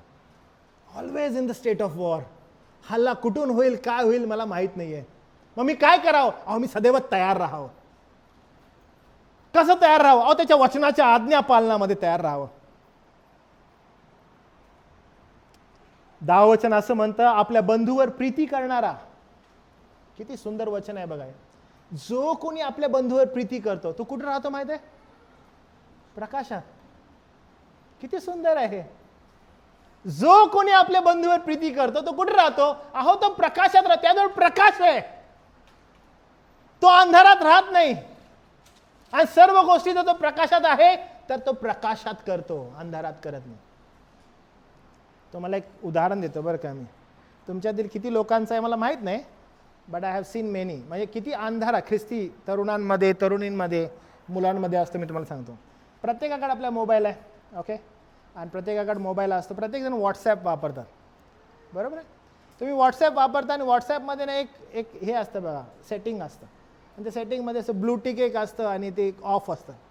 ते बघितलं तुम्ही? तर काही लोकांना ते ऑफ करून ठेवतात. का? वो पड़ा है वो दिखना नहीं चाहिए. तुम्हाला समजलं? वो पड़ा है वो दिखना नहीं चाहिए. मग ते गुप्त ठेवायचं. सगळं अंधारात, सगळं सिक्रेट. जो कुछ करना है अंधेरे में करना है. उघड उघड काहीच नाही, सगळं गुपित आहे. जे काही करायचंय गुपित करायचंय. चर्चमध्ये पण यायचंय, मन में कुछ है भाई. बोलायचं, हॅलो ब्रदर सिस्टर कसे आहेत तुम्ही, सलाम. गुपित आतमध्येच. उघड उघड नाही बोलायचं, राखून बोलायचं. There's त्याच्यावर प्रकाशच नाहीये, कारण त्याच्यावर प्रीती नाहीये. ज्याच्यामध्ये प्रीती आहे त्याच्यामध्ये प्रकाश आहे. फ्रेंड, मी पुन्हा तुम्हाला सांगतो, मी बाहेरील लोकांसंदर्भात तुमच्याशी बोलत नाहीये. मी जरी कुणा संदर्भात बोलत आहे, जे तुम्ही स्वतःला तारण पावलेले बोलत आहात, तुम्हा संदर्भात बोलत आहे. आणि जे तुम्ही तारण पावलेले आहात त्यांनाच योहान पत्र लिहित आहे, इतरांना लिहित नाहीये. आणि जर तो त्यांना लिहित आहे तर हे सरळ सरळ तुम्हाला उद्देशून आहे आणि तुम्हाला बोलण्यात येत आहे की जर तुम्हामध्ये प्रीती नाही, तुम्ही लबाड आहात. तो म्हणतात जर तुमच्यामध्ये ख्रिस्ताचा प्रकाश नाही, तुमच्यामध्ये अंधार आहे. हे कोण बोलत आहे? सरळ ख्रिस्ताचं वचन आपल्याला बोलत आहे. आणि तुम्हाला माहित आहे तुम्हाला आणि मला काय करायला पाहिजे? सरळ हे वचन स्वीकारायला पाहिजे. कारण आपल्याला सांगितलेलं आहे की आज्ञापालन करा. पर्याय काय आपल्याला? पर्याय एकच उरतो. काय? तर आपल्या बंधूवर प्रीती करावी. प्रियांनो, जर तुम्ही बंधूवर प्रीती करता, कसं ओळखायचं? सगळ्यात महत्वाचं आहे बरं का, कसं ओळखायचं? तुम्ही बंधूला अडखळण्याचं कारण होत नाही. Did you get it? तुम्ही त्या बंधूला अडखळण्याचं कारण होत नाही. त्याच्या विश्वासासंदर्भात अडखळण्याचं कारण नाही होत. त्यानं केलं, okay, I will also do it. तो तसा राहतो, I will also live like that. तुम्ही त्याच्या विश्वासाला अडखळण्याचं कारण नाही होत. तुम्हाला माहिती आहे तुम्ही काय होता? तुम्ही जर त्याच्यावर प्रीती करता, तुम्ही त्याला उत्तेजन होता. कशाविषयी? विश्वासासंदर्भात. बिकॉज यू लव्ह हिम. तुम्ही त्याच्यावर प्रीती करता, तुम्ही जाऊन त्याला काय करता? तुम्ही त्याला त्याचे दोष दाखवता. तुम्ही त्याला सांगता की हा दोष आहे, हे वाईट आहे, हे करू नको. आणि जर तो खरा बंधू आहे तो एक्सेप्ट करेल, आणि जर तो खोट आहे तो असा करेल. मला बोलला, मी नाही येणार चर्चला. मला कसं काय बोलला? असं थोडी असतं. असं होणार. हा मला स्पष्ट कसं काय बोलू शकतो? अरे मूर्खा, तू जळत आहेस, तू मरत आहेस, तुला यातून काढणं आवश्यक आहे. मला हे बोलणं गरजेचं आहे. आणि जो बंधू आहे तो हे स्वीकारेल.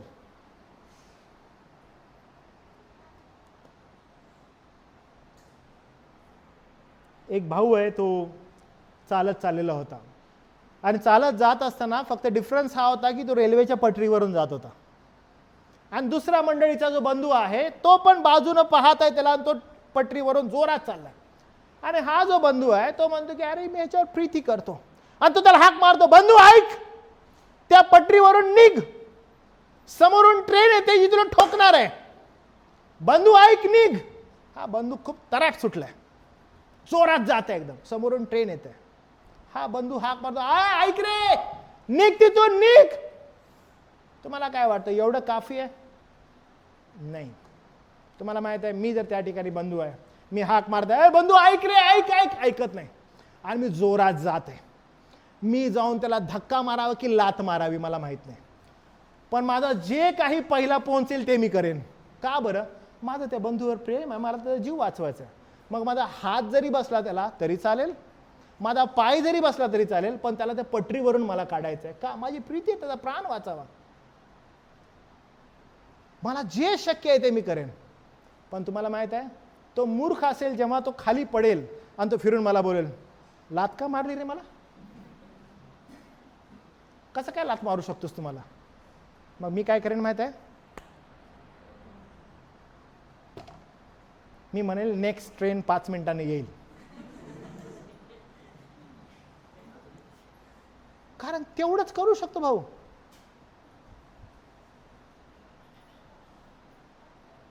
फ्रेंड, आपल्याला फार फोकस राहायचं आहे बरं का. आणि जे तुम्ही इथं बसलेत आणि ज्या तुम्हाला ना शिस्त नको आहे, ओके, तुमचा प्रॉब्लेम आहे बरं का.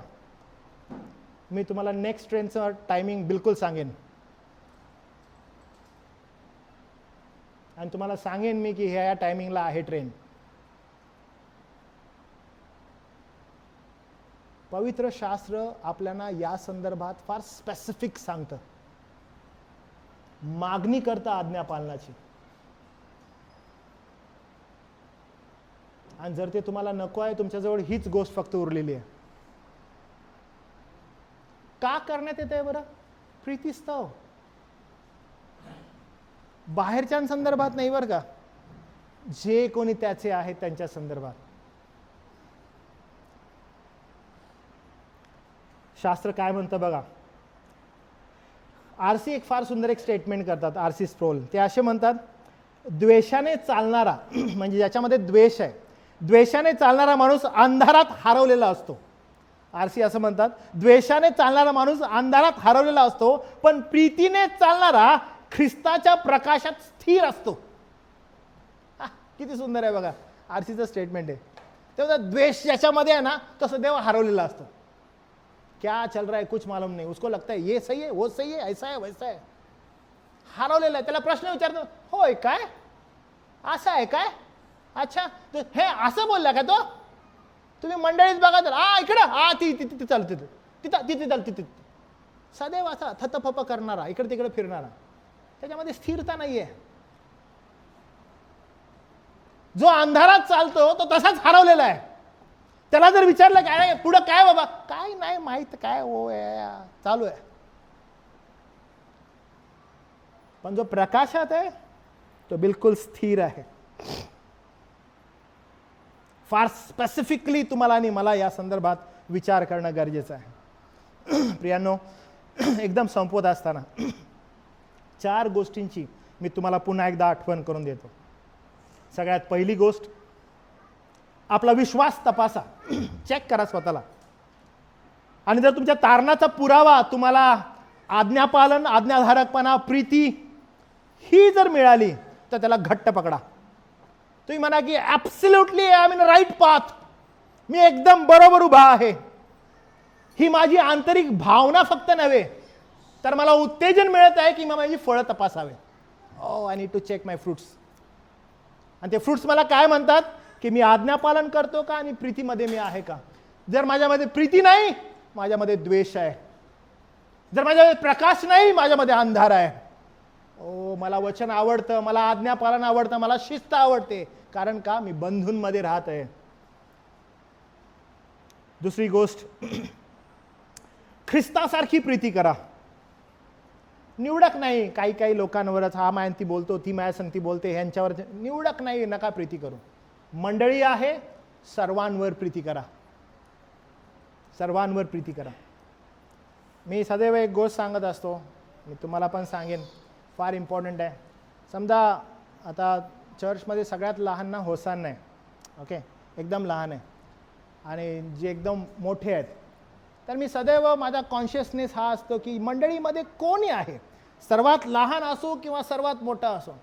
होशूलाही कदाचित असं वाटत आहे की चर्चमधली सगळ्यात इम्पॉर्टंट व्यक्ती तीच आहे, त्याशिवाय दुसरं कोणच नाही. म्हणजे पास्टर अंकल माझ्यावर खूप, पास्टर आबा खूप प्रेम करतात माझ्यावर, मी एकच आहे यासाठी. इट गेट इट, की प्रत्येकाला एवढं महत्त्व, एवढा इम्पॉर्टन्स जोपर्यंत तुमच्याजवळ आहेत तोपर्यंत, कारण प्रभूने ते आपल्याला दिलेले आहेत. त्यांच्यावर काय करावं, त्यांच्यावर खूप प्रीती करावी, त्यांना खूप ओसंडून द्यावं, सर्वांवर सारखी प्रीती करावी, निवडक नाही. ह्याच्यावर थोडी, त्याच्यावर थोडी, अच्छा हे जरा मला चांगला बोलायला लागला ह्यान ती प्रीती करावी, तो नाही बोलत आहे त्यावर प्रीती नाही करायला पाहिजे. आपली प्रीती कशी असावी, समान असावी. प्रीती काय करते, काळजी घेते, प्रत्येकाकडे काळजी घेऊन पाहते. That is expectation. Similar goes to you. Okay, पाळक फक्त प्रीती करणाराच आहे वाटतं. पाळकाला पण प्रीतीची गरज असते बरं का. नाही तुम्ही म्हणा हा बाबा तोच करते, करू दे, ठीक आहे, असं नाही आहे. You need to love your pastor, आणि ते पण कसं, भरपूर मोठ्या प्रमाणात तुम्हाला करणं गरजेचं आहे, कारण ते तुमची प्रीती दर्शवतं एव्हरीवन. आणि त्यामुळे चेक होतं की तुम्ही प्रीती करता का, तुमच्यामध्ये प्रीती आहे का, सर्वांवर सारखी. तुम्हाला माहिती आहे आपली आध्यात्मिक परिपक्वता, तुम्हाला जर असं वाटतं की आम्ही परिपक्व आहोत, अच्छा तुम्ही परिपक्व आहे कशावरून समजेल, तुम्ही कशी प्रीती करता. आम्ही खूप परिपक्व ख्रिस्ती आहोत, अरे कसं समजणार, तुम्ही कसं प्रीती करता, तुमच्या ज्ञानावर नाही बरं का. आमच्याकडे किती ज्ञान आहे, अरे आम्ही किती ज्ञानी लोक आहोत, आता तुम्हाला दाखवतो आमची प्रीती. ज्ञानानं प्रगट नाही होत प्रीती, लक्षात घ्या, तुमची परिपक्वता ज्ञानावर नाही तर आध्यात्मिक परिपक्वता प्रीतीवर मोजली जाते. तिसरी गोष्ट, प्रकाशात सदैव चालत राहा, अंधार नाहीसा होत आहे, रोज वचनात राहा, जेणेकरून देव तुमच्या हृदयातील लपलेले कोपरे प्रकाशात आणेल. Every day walk in light. प्रकाशात चाला, अंधारात चालायचं नाही बरं का. कोणी गपचूप गपचूप मंडळीत नाही चालणार. तुम्हाला परत सांगतो बरं का मी, हे गुपचूप गुपचूप मंडळीत नाही चालणार. मला आजकाल माझी बायको म्हणते, अरे काय तू सगळे कॉल स्पीकरवरच लावून बोलतोस. तुम्ही पण सेम करता, सगळे कॉल स्पीकरवर असतात. गुपचूप नाही आहे भाई. काय काही गोष्टी आहेत ज्या पर्सनल काउन्सिलिंग असेल किंवा काय असेल तर ते कदाचित तुम्ही कानाला लावून वगैरे करू शकता. मी असं नाही म्हणत प्रत्येकाने करा, पण मी तुम्हाला फक्त सांगायचं आहे की देअर शुड बी ट्रान्सपरन्सी. तुमच्या प्रीतीमध्ये ट्रान्सपरन्सी असू दे. तुम्ही एकमेकावर प्रीती करणारे असा. गोंधळ माजवणारे है ना, ग्रुप्स करणारे,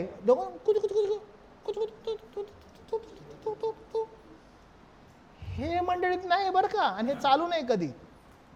ओके, तू तसं बोललो, तू तसं बोललो, कोमल नाही, हे नाही चालणार बरं का. ओके, व्हेरी फोकस्ड राहा. यासाठी मंडळी नाहीये. जे काही आहे it should be open, speak. कारण मंडळी ख्रिस्ती विश्वासाची सहभागिता आहे. आपलं पाचारण त्यासाठी आहे, एकदम उघड, स्पष्ट, मागून नव्हे. त्यामुळं अंधार नाहीसा होत आहे. रोज वचनात राहा. तुमचा फोकस जर प्रभूचं वचन असेल, यामध्ये वेळच नाही जाणार तुमचा. तुम्हाला माहिती आहे हे कोण करत असतं? हिंदीमध्ये एक फार सुंदर शब्द आहे माहिती आहे का, कुडकुडत राहणं. तुम्हाला माहिती आहे कुडकुडू नका बायबलमध्ये शब्द आहे, माहिती आहे तुम्हाला? हिंदीमध्ये कुडकुडण्याला काय म्हणतात माहिती आहे? हिंदीमध्ये कुडकुडण्याला काय म्हणतात? हिंदीमध्ये कुडकुडण्याला म्हणतात कुडकुडाना. ओके, हिंदीमध्ये काय म्हणतात? कुडकुडाना. तुम्हाला माहिती आहे कोण कुडकुडतं? कोणता प्राणी कुडकुडतो? हा, कोंबडी. बरोबर. तुम्हाला माहिती आहे कधी कोंबडी कुडकुडते? जेव्हा ती खुडक बसते, जेव्हा ती अंडी देते, तिला काही काम नसतं. ज्यांना काही काम नसतं ना, त्यांचं हे काम असतं काय? कुडकुड कुडकुड कुडकुड कुडकुड कुडकुड कुडकुड कुडकुड कुडकुड.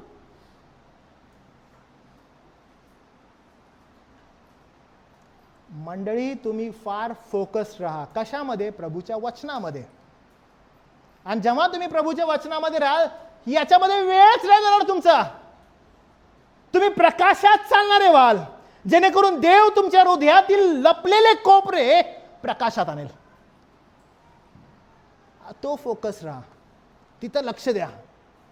नाही तिकडं लक्ष देऊ नका. नाहीतर का, अहो तो गरजणाऱ्या सिंहासारखा कुणाला गिळावं शोधित फिरत आहे. आणि एकदम लास्ट, प्रियानो, ख्रिस्तामध्ये राहा. त्याच्याशी घनिष्ठ संबंध ठेवा. त्याचे वचन, त्याची प्रीती तुमच्या प्रत्येक कृतीत प्रतिबिंबित होईल. एव्हरी ऍक्ट त्यातून काही प्रदर्शित व्हावं तर तो केवळ ख्रिस्त असावा. किती सुंदर आहे बघा. पुन्हा आम्ही तुम्हाला तिसरं वचन वाचतो, त्याच्यामुळे तो काय म्हणत आहे बघा. फार अद्भुत रीतीने तो म्हणतो. तो असं म्हणतो, आपण त्याच्या आज्ञा पाळल्या म्हणजे आपण त्याला ओळखतो हे आपणास कळून येईल. Did you get it? जर त्याच्या आज्ञा तुम्हामध्ये आहेत, तुम्ही त्याला ओळखता. तुम्ही त्याला ओळखता. अरे हो, आम्ही त्याला ओळखतो. तुम्हाला माहित आहे चिन्ह काय? त्याच्या आज्ञा कुठे आहेत? तुम्ही त्याच्या आज्ञा पाळा लागलाय, तुमच्या जीवनातून दिसत आहेत. माझं उन्नती बायबल चर्च, मला तुम्हा सगळ्यांना एकच गोष्ट सांगायची आहे की तुमच्या जीवनातून प्रभूच्या आज्ञा दिसू देत की तुम्ही पाळत आहात. आणि त्या कशा दिसतील माहित आहे? वेन आय सी, तुमची प्राथमिकता दिसेल मला की तुमची प्राथमिकता काय आहे. ठीक आहे, उगीच मी पुन्हा सांगेन तो टॅग लावू नका. आम्ही चर्चला येतो, आम्ही बायबल स्टडीला आलो, किंवा आम्ही XYZ काही केलं, आम्हाला असं असं आम्ही केलं, आम्ही उन्नतीच्या चर्चला आलो. हा टॅग नको आहे. टॅग का हवा आहे?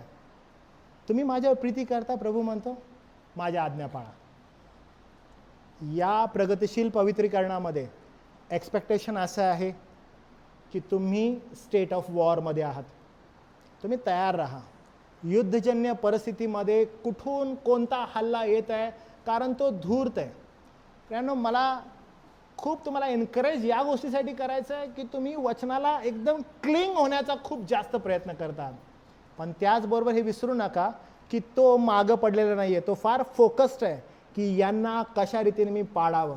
तुम्ही यदा किंचितही त्याला स्थान देऊ नका.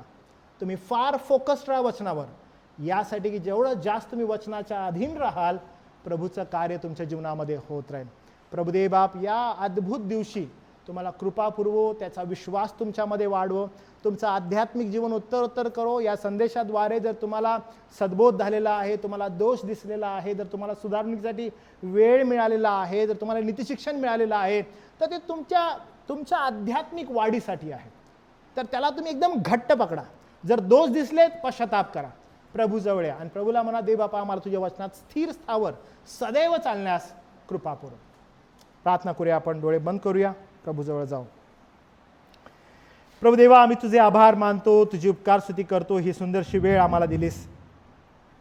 पुन्हा एकदा सांगितलंस प्रभू, आम्हाला ख्रिस्ताला ओळखणं म्हणजे केवळ विश्वास ठेवणं नव्हे, तर त्याच्या आज्ञांचं पालन करणं, त्याच्या लोकांवर प्रीती करणं.